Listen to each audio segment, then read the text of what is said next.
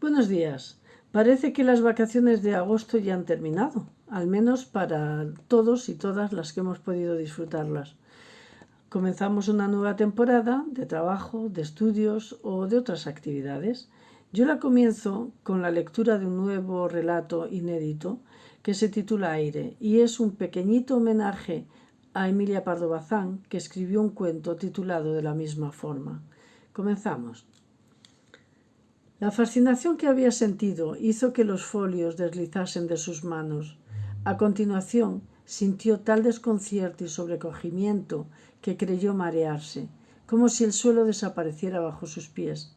Estas sensaciones venían dadas por la lectura de una simple historia, un cuento de Emilia Pardo Bazán titulado Aire.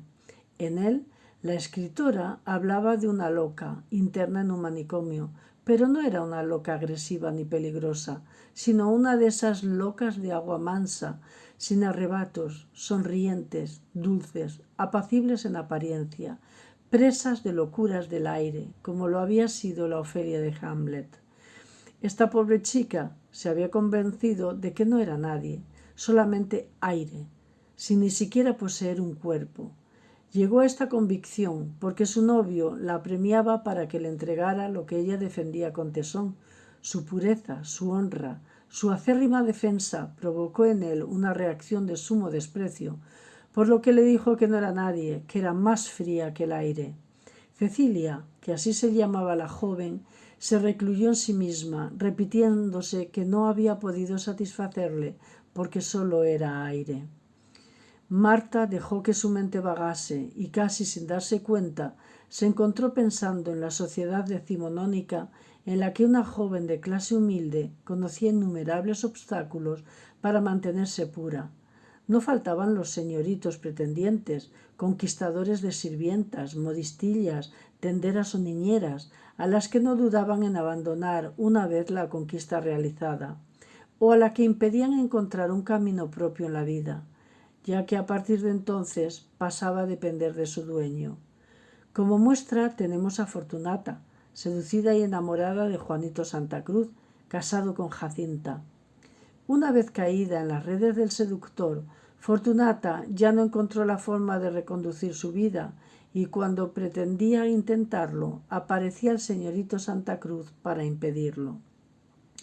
Cecilia recordaba a Marta su propia adolescencia, en la que la confrontación más dura era la de defenderse contra los chicos que no se contentaban con los cortejos galantes sin besos ni tocamientos, hasta que, aburridos, decidían probar suerte con otra posible incauta. La segunda confrontación, cruenta, aparecía en los bailes, defendiéndose de los estrechamientos cuyo objetivo era el del frotamiento.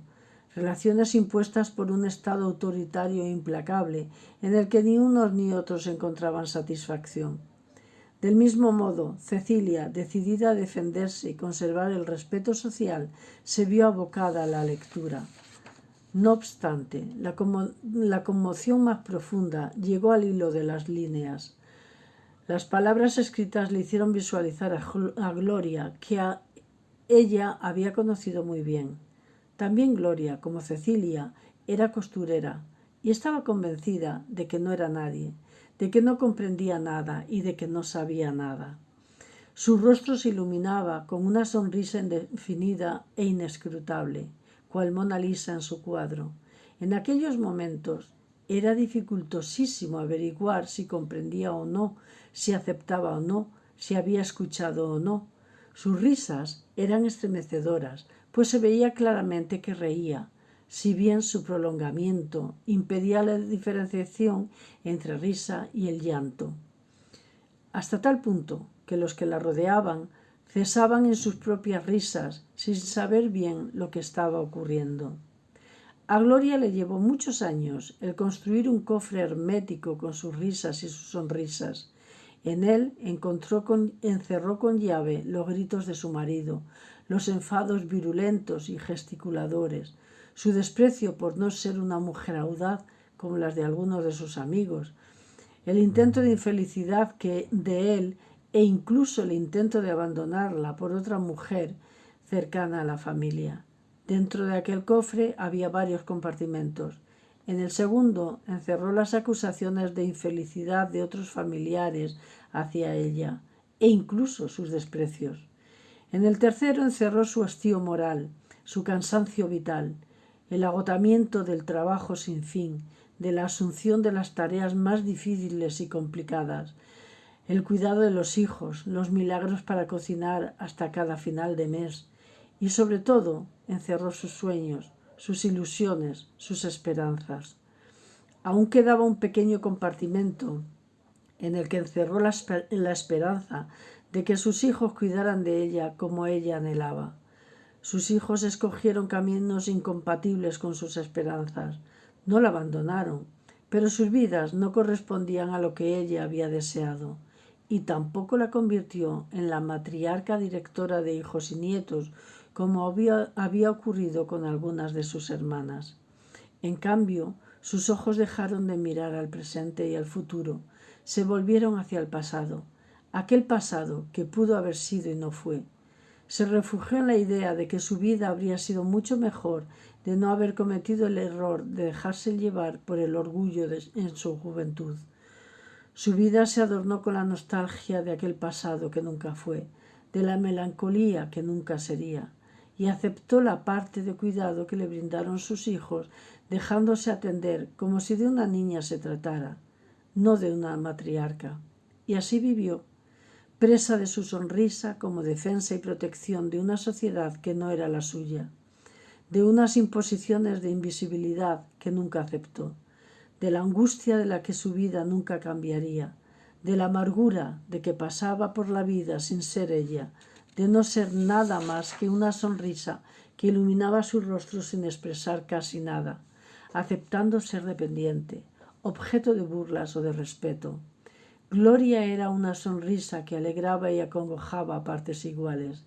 Le gustaba sentarse en silencio hasta que la oscuridad del crepúsculo ocultaba la estancia. Cuando sus hijos la descubrían en la penumbra, solo encontraba palabras para decir que estaba bien así, que no pensaba en nada, que no le sucedía nada, que no se preocuparan. Aceptó todo lo que le sobrevenía sin rechistar, con la pasividad de quien no es nadie ni nada.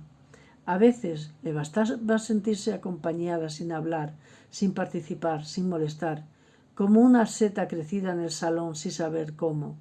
No aspiraba nada más que a estar allí, y así vivió, dejándose alimentar, dejándose vestir, dejándose llevar de paseo, olvidando quién la visitaba, adentrándose cada vez más en el pasado. Y así se fue, en silencio, en soledad, sin molestar. Ella, que nunca había sido nadie, se fue sin ser casi nadie y acompañada por casi nadie.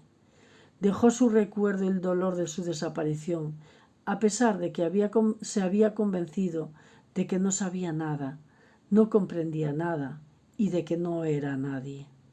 Bueno, espero que os haya gustado y si queréis podéis releerla o leer otros relatos en mi página web elviramartinisabel.com en la sección de relatos inéditos. Muchas gracias y hasta la próxima.